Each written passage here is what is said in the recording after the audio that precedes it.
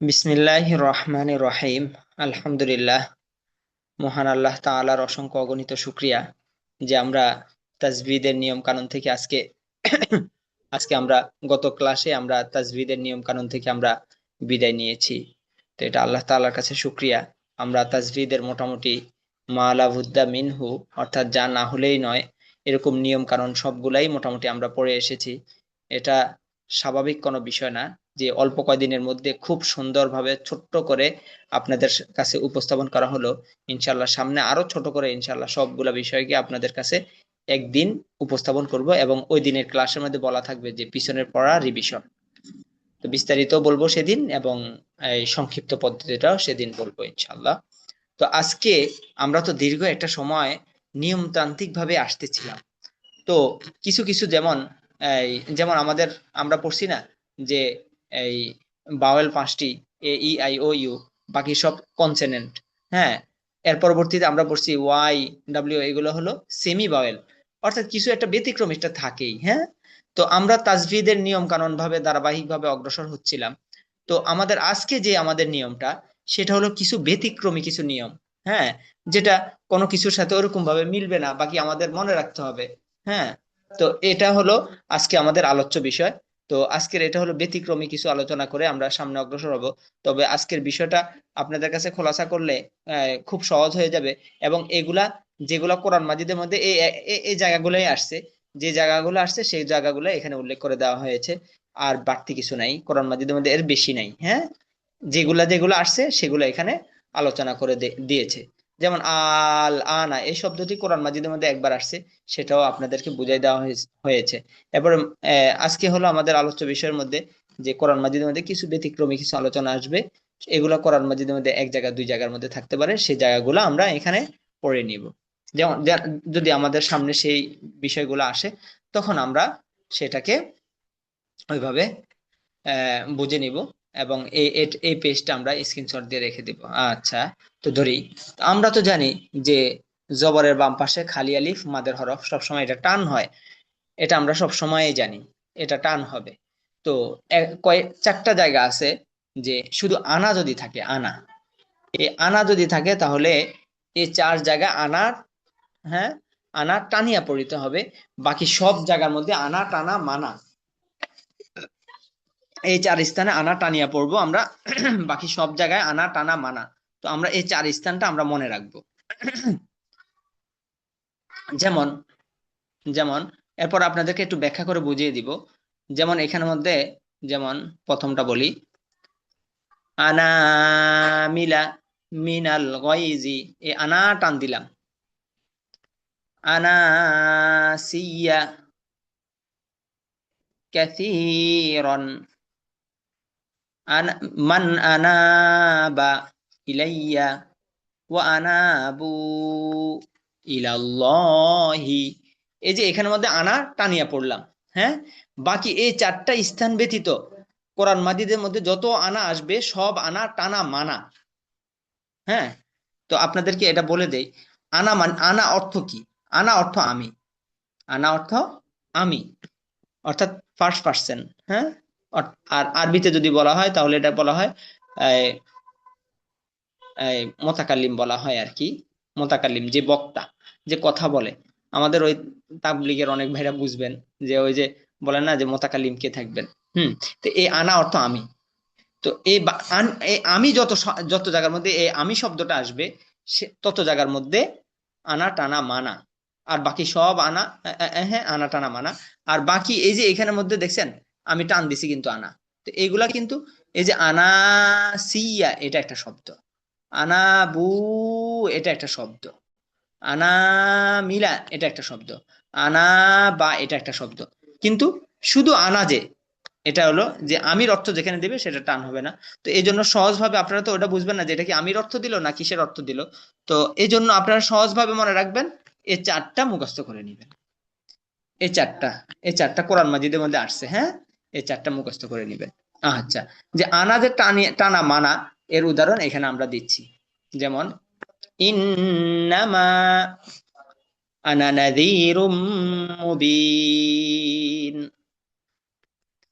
ইন্নামা আনা বাশারুম মিথলুকুম ইন্নী আনা রব্বি আনা আবিদ ওয়ামা আনা মিনাল মুশরিকিন। তো এখানের মধ্যে সব জায়গার মধ্যেই এখানে আমির অর্থ দিছে। যেমন ইন্নামা আনা নাযীরুম মুবিন, এখানে আল্লাহ রাসূল বলতেছেন ইন্নামা নিশ্চয়ই আনা নাযীরুম মুবিন, আমি স্পষ্ট সতর্ককারী। আমি আমি আমি স্পষ্ট সতর্ককারী। ইন্নামা আনা বাশারুম মিথলুকুম, নিশ্চয়ই আল্লাহ রাসূল বলতেছেন নিশ্চয়ই আমি বাশারুম মিথলুকুম, তোমাদের মতোই মানুষ। এর পরবর্তীতে বলছে ইন্নি আনা রব্বুকা, এখানে আল্লাহ তাআলা বলতেছেন ইন্নি নিশ্চয়ই আনা রব্বুকা, আমি তোমাদের প্রভু, আমি তোমার প্রভু। এখানে আল্লাহ তাআলা বলছেন আমি। এরপরে আনা আবিদ, এখানে আল্লাহ রাসূল বলতেছেন আমি আবেদ, আমি ইবাদতকারী।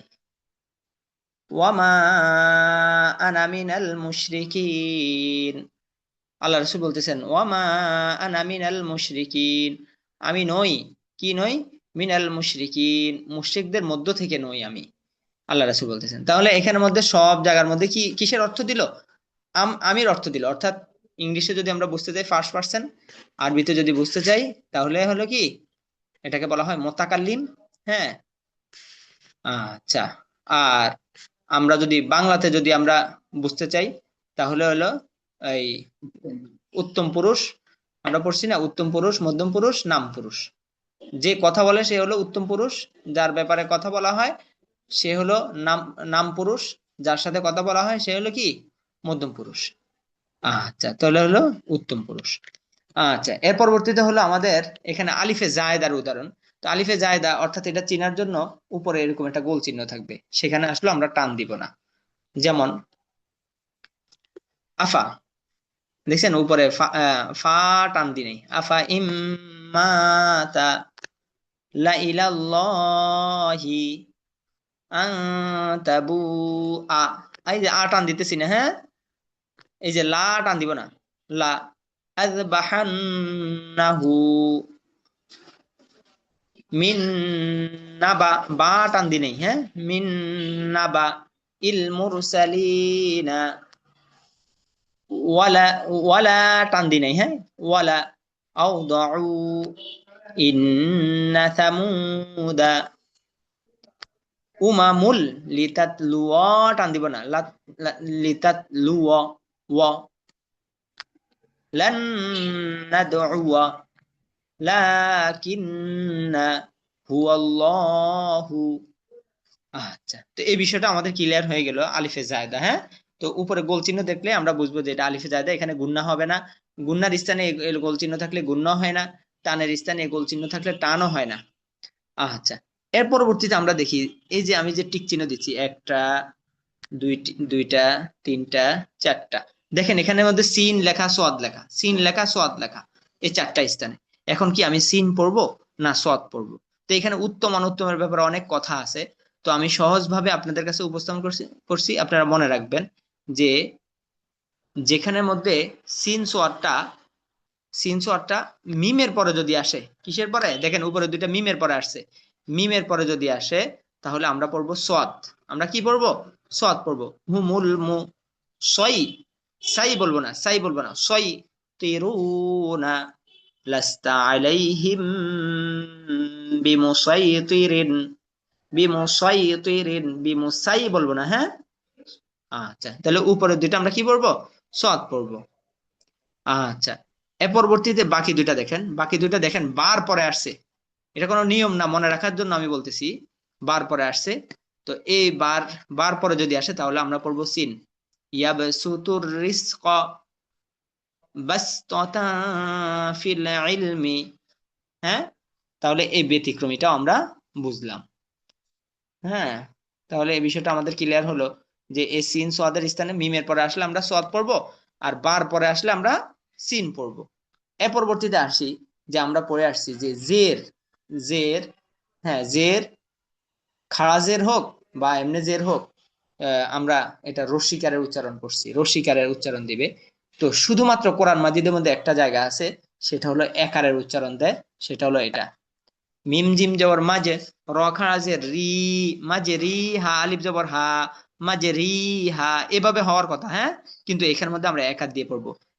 মাঝে রে হা, মিম জিম জবর মাঝে, র খারাজের রে, মাঝে রে, হা আলিফ জবর হা, মাঝে রে হা। কোরআন মাজিদের আয়াত। আবার আমরা নৌকায় আরোহণের সময় দোয়া পড়ি, বিসমিল্লাহি মাঝে হা ওয়া মুরসাহা ইন্না রব্বি লাগফুরুর রহিম।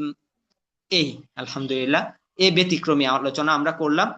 এরপরে ছোট্ট একটা আরেকটা ব্যতিক্রমী এটা আলোচনা, এটা এখানে নাই, তারপর আমি বলে দিচ্ছি আর কি। যেমন আমরা পড়ছিলাম নুন সাকিনের পরে যদি, হ্যাঁ, নুন সাকিনের পর যদি ওই 8 হরফ ব্যতীত অন্য হরফ আসে, তাহলে আমরা গুণনা করব। তো দুইটা স্থান আছে সেখানের মধ্যে অন্য হরফ আসার পরও গুণনা হয় না। সেটা হলো, দুইটা স্থান আছে এখানে গুণনাই হয় না। এই দুইটা স্থান, এটা হলো, যেমন আমি দেখাই, দুন ইয়া, দাল নুন পেশ দুন, ইয়া আলিফ জবর ইয়া, দুনিয়া,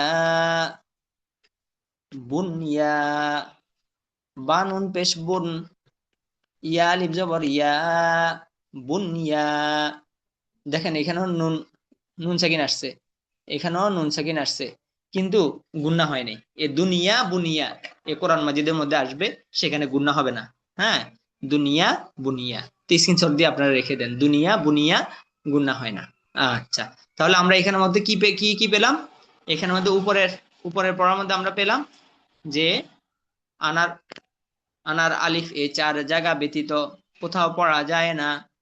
এই 4 জায়গায় ব্যতীত সব আনা টানা মানা। হ্যাঁ, তো মানা যে, সে উদাহরণটা আমরা পড়লাম। এরপর আলিফে জায়দার উদাহরণ পড়লাম। এর পরবর্তী সিন সোয়াদের বিষয়টা বুঝলাম, মিমের পরে আসলে সোয়াদ পড়বো, বার পরে আসলে সিন পড়বো। আর এই এক জায়গার মধ্যে আমরা একাত দিয়ে পড়বো, শুধু জের কে সব একাত দিয়ে পড়বো। আশা করি আলহামদুলিল্লাহ আমাদের বুঝে আসছে। আলহামদুলিল্লাহ। তো আজকে আমাদের এই সব নিয়ম কানুন আমরা শেষ, ব্যতিক্রমীও আমাদের আলোচনা বিষয় শেষ। কালকে থেকে আমাদের আদিয়া সালাতের শুরু হয়ে যাবে।